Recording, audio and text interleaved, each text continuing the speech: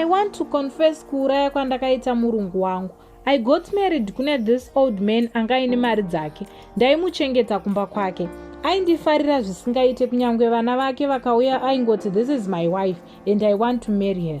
Ndaitofunga kuti ari kutamba ini. Mukadzi wake akanga afa a few years back nestroke. Ndakamuchengeta for 4 years. Tikazochata hedu vana vacho vakabva vafara nekuti ndaichengeta baba vavo zvakanaka. Ini I was a single mother of 2, vana vangu vachigara naamai vangu. After 2 years of marriage akabva abatwa cancer. By then ndakanga ndava neboyfriend yangu yandanda kufambidzana nayo.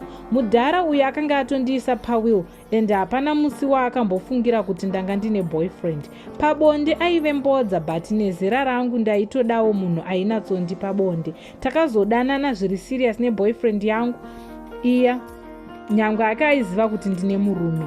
Ndakatozotaura nesista yangu kuti ndaida mudhara afe nekukasika.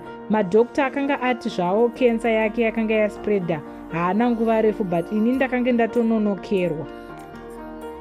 Sista yangu akanditi ndikamuuraya kana nepoison ndaizobatwa, saka ndakati zano nderipi. Takaenda kune imwe n'anga tikati aite zvekubaya netsono. Akanditi ndiuye nehembe yake ndikaendesa sheti yavo mudhara. Ndakamupa mari yaaida ini ndokudzokera hangu kumba. Usiku hwacho mudhara akangotanga kubowa achiti ari kubayiwa pamwoyo. Within a few minutes akabva atora zii.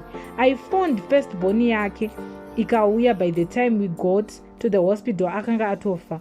They did a post-mortem ikangonzi heart failure. Akabva avigwa mudhara. The will was ready. Ndikawana my share of what was in the will. Vana vacho they were too nice to me. Havana kumboita greed for anything. Ndakazosara a year later and I moved on ne boyfriend yangu zviri official. Right now we are married and we have 2 kids.